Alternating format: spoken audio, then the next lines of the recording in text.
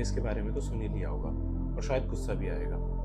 अगर कोई भी ऐसी घटनाओं के बारे में सुनेगा तो उससे गुस्सा ज़रूर आएगा। आज बंगाल में हर तरफ इंसाफ की मांग हो रही है। अभी सारी घटना कैसे हुई, इसका घटनाक्रम क्या था, इसकी टाइमलाइन क्या थी, मैं आपको सारी चीज़ों के बारे में अपडेट देने वाला हूँ। ये सब शुरू होता है 9 अगस्त को, जहाँ कोलकाता के एक मेडिकल हॉस्पिटल आर्जिकल मेडिकल कॉलेज में एक 31 वर्षीय डॉक्टर की बलात्कार के बाद हत्या हो जाती है। पीड़िता को हॉस्पिटल के सेमिनार हॉल में चेहरे और शरीर में कई घावों के साथ मृत पाया जाता है। पुलिस के द्वारा पीड़िता के माता पिता को एक कथित आत्महत्या की सूचना दी जाती है, लेकिन जब ये मामला तूल पकड़ता है तो 10 अगस्त को आरोपी संजय रॉय की गिरफ्तारी की जाती है और पोस्टमार्टम के द्वारा पुष्टि की जाती है कि जो पीड़िता है उनके साथ रेप हुआ था। कॉलेज और प्रशासन द्वारा सही समय पर कार्रवाई न किए जाने के कारण इसका विरोध होता है और डॉक्टर और संगठन कार्रवाई की मांग करते हैं।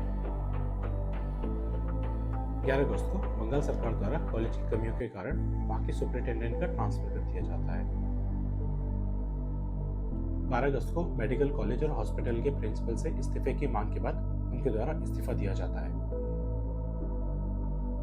13 अगस्त को कोलकाता हाईकोर्ट द्वारा इस मामले का संज्ञान लिया जाता है और कॉलेज के प्रिंसिपल को एक लंबी छुट्टी पर जाने का आदेश दिया जाता है। इसी बीच सीबीआई इस केस को अपने हाथों में लेती है और आरोपियों को अपनी हिरासत में लेती है।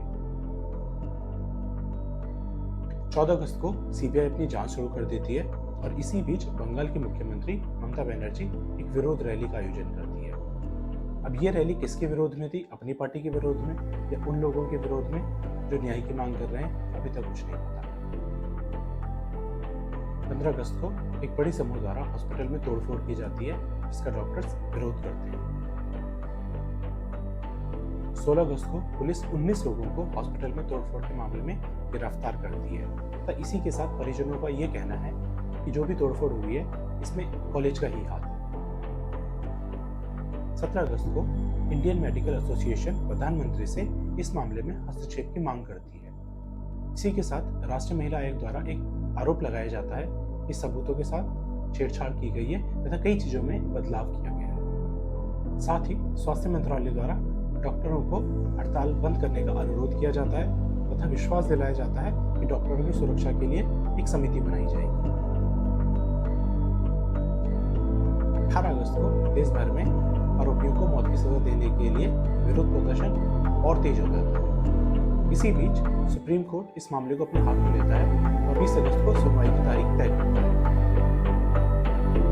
19 अगस्त को सीबीआई द्वारा कॉलेज के प्रिंसिपल से लगातार चौथे दिन पूछताछ की जाती है। इसी दिन एक स्थानीय अदालत द्वारा सीबीआई को आरोपी की पॉलीग्राफ जांच करने की अनुमति दे दी जाती है। 20 अगस्त को सुप्रीम कोर्ट द्वारा राज्य सरकार को एक टास्क फोर्स बनाने और पुलिस को अपनी रिपोर्ट सबमिट करने को कहा जाता है। 21 अगस्त को कोलकाता पुलिस हॉस्पिटल में तोड़फोड़ के मामले में 3 अधिकारियों को निलंबित करती है। 22 अगस्त को सुप्रीम कोर्ट द्वारा मामले में देरी के लिए पुलिस अधिकारियों को फटकार लगाई जाती है और कहा जाता है कि ऐसा कैसे हो सकता है कि जो पोस्टमार्टम है वो शाम को 6 बजे होता है और उसकी रिपोर्ट पुलिस थाने तक रात को 11 बजे जाती है। इसी बीच 23 अगस्त को प्रदर्शन और तेज हो जाते हैं। 24 अगस्त को मुख्य आरोपी संजय रॉय और अन्य 6 आरोपी के लाइव डिटेक्शन करने की मांग की जाती है तथा 25 अगस्त को उनका लाइव डिटेक्शन टेस्ट होता है। 26 और 27 अगस्त को कई छात्र संघों और लोगों द्वारा विरोध किए जाने के साथ साथ मुख्यमंत्री ममता बनर्जी के इस्तीफे की मांग भी की जाती है। 28 अगस्त को पुलिस प्रदर्शनकारियों पर वाटर जेट से हमला करती है तथा उन्हें रोकने की कोशिश करती है। इसी बीच एक बुजुर्ग व्यक्ति जो इस घटना का विरोध कर रहे थे वो कोलकाता पुलिस को हाथों में चूड़ियों पहनने का संदेश देते हैं। कोई ऐसा कैसे कर सकता है? क्यों उस इंसान को डर नहीं लगा होगा या फिर दया नहीं आई होगी? ये एक पहली घटना नहीं है जिसमें ऐसा कुछ हुआ है। अगर हमें इन चीज़ों को रोकना है, हमें पुलिस की सुरक्षा से पहले जो उन लोगों की मेंटालिटी है, जो उन लोगों की सोच है, उस पर प्रहार करना होगा, उस चीज़ को रोकना होगा।